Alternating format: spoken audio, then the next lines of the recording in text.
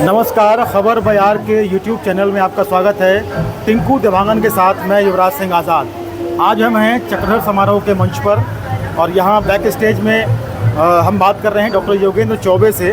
Doctor Yogendra Raigarh की माटी से जुड़े हुए हैं, यहीं से निकले हुए एक ऐसे कलाकार हैं जिन्होंने राष्ट्रीय नाट्य विद्यालय से इन्होंने पास आउट हुए ये, और उसके बाद फिर खैरागढ़ कला एवं संगीत विश्वविद्यालय में ये अपनी सेवाएं दे रहे हैं नाट्य विभाग में, और डीन हैं कला संकाय के। और अभी जो प्रस्तुति है आज चक्रधर समारोह के मंच पर, वो इंदिरा कला एवं संगीत विश्वविद्यालय खैरागढ़ के लोक कला एवं संगीत संकाय की प्रस्तुति है। और पूरी टीम यहाँ तैयार है क्योंकि अब जो है इनका परफॉर्मेंस होने वाला है। योगेंद्र चौबे जी से बात करते हैं कि एनएसडी के पास आउट होने से लेकर अब तक का जो सफ़र है किस तरीके से आगे बढ़ रहा है, ख़ास तौर पर तब जब इन्होंने राजा मान सिंह तोमर विश्वविद्यालय में जो है उन्होंने अपनी सेवाएं दी हैं नाट्य विभाग में, और खैरागढ़ का जो नाट्य विभाग है उसकी स्थापना से जुड़े हुए हैं डॉक्टर योगेंद्र चौबे। तो बातचीत करते हैं। डॉक्टर योगेंद्र सबसे पहले बताएंगे जो एनएसडी से पास आउट होने के बाद का जो अभी तक का सफ़र है उसको लेकर किस तरीके से आप जो कुछ बताना चाहते हैं, हाइलाइट्स खास तौर पर। सबसे पहले तो मुझे खुशी है कि मैं इसी शहर से हूँ और एनएसडी के जाने से पहले चक्रधर समारोह से जुड़े रहे, पहले बतौर दर्शक जुड़े रहे जब हम छोटे थे।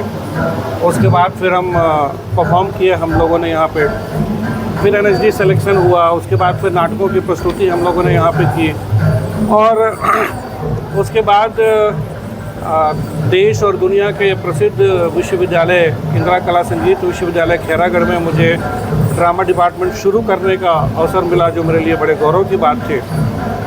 उसके बाद से मैं लगातार बढ़ता गया और कई संस्थानों पे, जैसे कहते हैं ना कि आपकी मेहनत जो है वो रंग लाती है, तो मेरी मेहनत भी शायद रंग लाई। माँ बाप का आशीर्वाद, माँ पिताजी का आशीर्वाद, भगवान का, आप सब दोस्तों की दुआएं, और हम लोगों ने सबने साथ में काम किया, बहुत कुछ सीखने को मिला। जब खैरागढ़ विश्वविद्यालय आया तो चुनौती थी कि इस डिपार्टमेंट को मुझे खड़ा करना है और देश और दुनिया के अंदर इस डिपार्टमेंट की पहचान बनानी है। 2005 में हमने शुरू किया डिपार्टमेंट, 2006 में हमने रेगुलर डिपार्टमेंट शुरू किया और 4 विद्यार्थियों से हमने डिपार्टमेंट शुरू किया, और आज लगभग 100 के आसपास बच्चे हैं, और न केवल हिंदुस्तान के हैं बल्कि विदेश से भी आते हैं। ये लगभग 6वां बैच होगा जहां श्रीलंका से लगातार हमारे यहाँ बच्चे पढ़ने के लिए आ रहे हैं ICCR के माध्यम से। कहीं न कहीं हमने जो है वो सफलता हासिल की है कि बच्चे जो है वो लगातार यहाँ पे आ रहे हैं।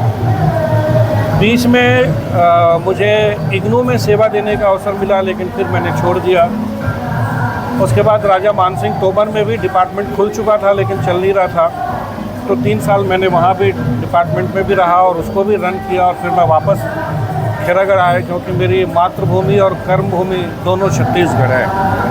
तो इस तरीके से एक जुनूनी तौर पे काम करते रहे।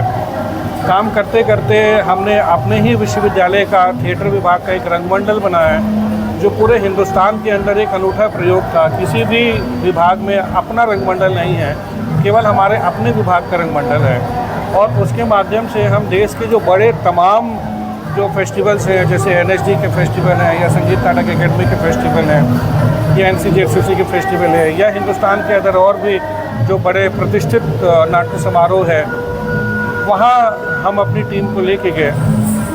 तो बतौर प्रयोग के तौर पे और बतौर एकेडमिक पे हमने दोनों जगह अपना जो है वो स्थान बनाया, और मुझे खुशी है कि आज हमारा ये जो विभाग है नाट्य विभाग है, और नाट्य विभाग के साथ साथ मुझे एक और जिम्मेदारी मिली हुई है। ये मेरा 3रा वर्ष है।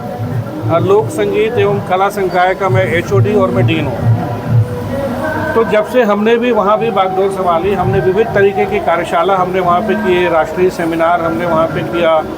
इसके पहले भी हम चक्रधर समारोह में आए थे। लोक में राम के छत्तीसगढ़ी लोकगीतों में राम को किन किन रूपों में देखा गया है वो हमने किया।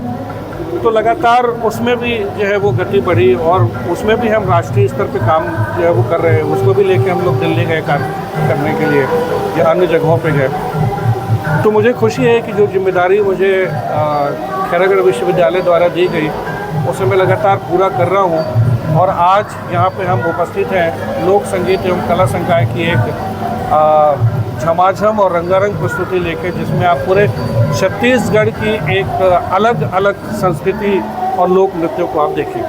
जी, अगर हम बात करें तो नाट्य थिएटर से अगर हम बात करें उसमें सारी चीज़ें समाहित हैं, तो लोक संगीत और कला संकाय का जो एक इसमें ब्लेंड है नाट्य विभाग के साथ जो आपको दायित्व मिला है, किस तरीके से चीज़ें निखर के आ रही हैं, कैसे चीज़ों में और बेहतरी हो रही है, खासतौर प्रोडक्शंस में अगर हम बात करें?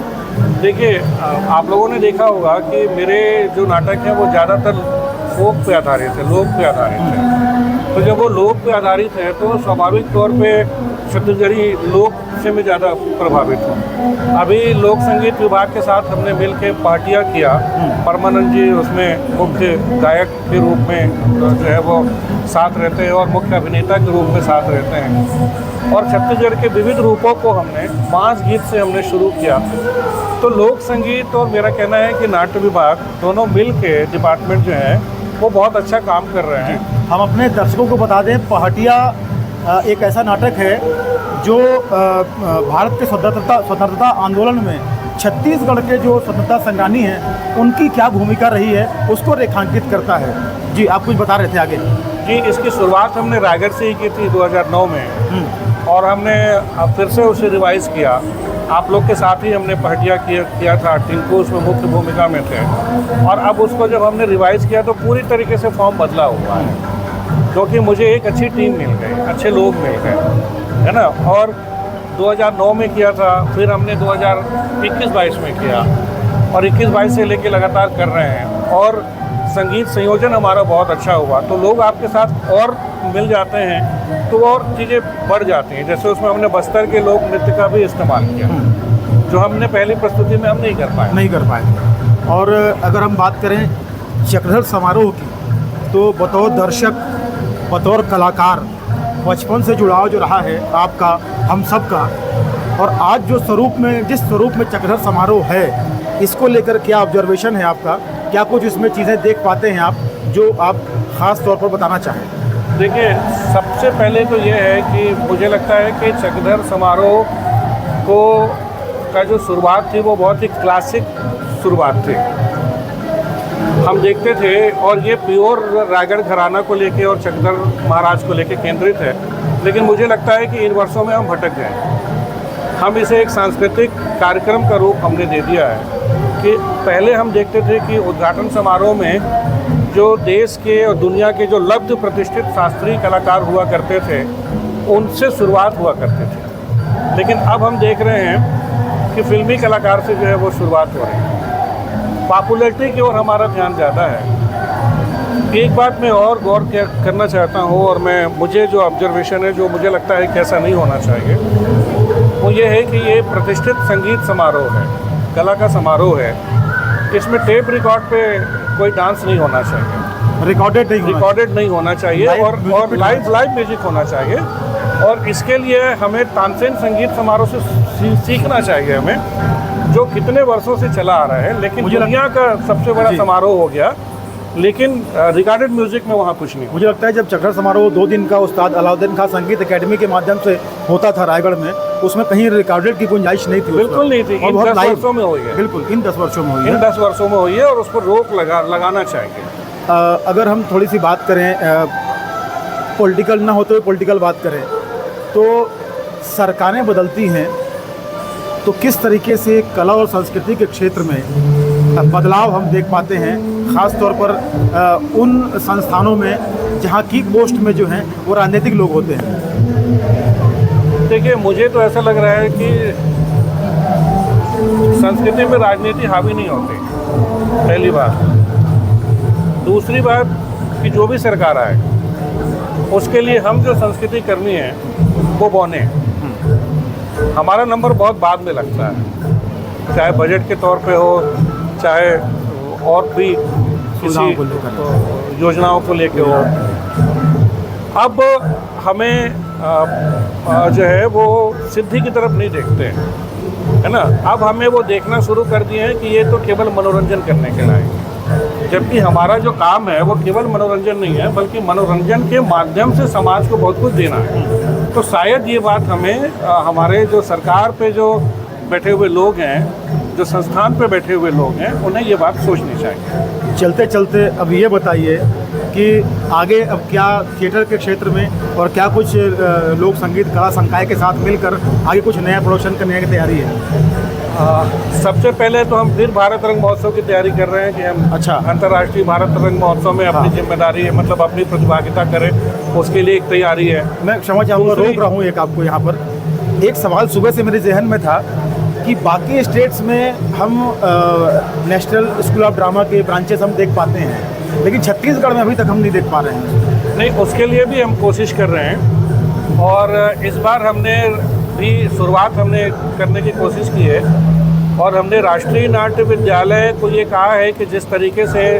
भारंगम के सैटेलाइट फेस्टिवल अन्य प्रदेशों में होते हैं, तो इस बार वो छत्तीसगढ़ में करें और एक सैद्धांतिक सहमति उनकी बन चुकी है कि हम कोशिश करते हैं और हम करते हैं। दूसरी बात, हमने सरकार के कुछ बड़े लोगों को, चूँकि अभी ये एक केवल बातचीत है, हमने उनको बोला है कि आप एक इंस्टीट्यूट खोलिए और उसका नाम रखिए Chhattisgarh institute of film and theatre, क्योंकि हमारे यहाँ एक हॉलीवुड है लेकिन उसके ट्रेनिंग की कोई वो नहीं है, व्यवस्था नहीं है हमारे पास, तो हम अच्छी फिल्में नहीं दे पा रहे हैं, हम अच्छा प्रोडक्ट नहीं कर पा रहे हैं। तो कुछ लोगों से मेरी बातचीत हुई है, शायद अगले साल या अगले सत्र में शायद वो खुल जाए, कुछ बेहतर बन जाए। तो मैं लगातार छत्तीसगढ़ में रहते हुए और छत्तीसगढ़ को कुछ बेहतर करने की मेरी कोशिश लगी रहती है। चलिए, बहुत बहुत धन्यवाद योगेश भाई, धन्यवाद। और आपकी प्रस्तुति का समय हो रहा है, सारे कलाकार भी तैयार हैं। बहुत बहुत शुभकामनाएं आपकी प्रस्तुति के लिए, आप सबको बहुत बहुत शुभकामनाएं। और आपको भी बहुत बहुत धन्यवाद। तो आपने समय दिया। ये थे डॉक्टर योगेंद्र चौबे और उनकी पूरी टीम तैयार है प्रस्तुति के लिए। बहरहाल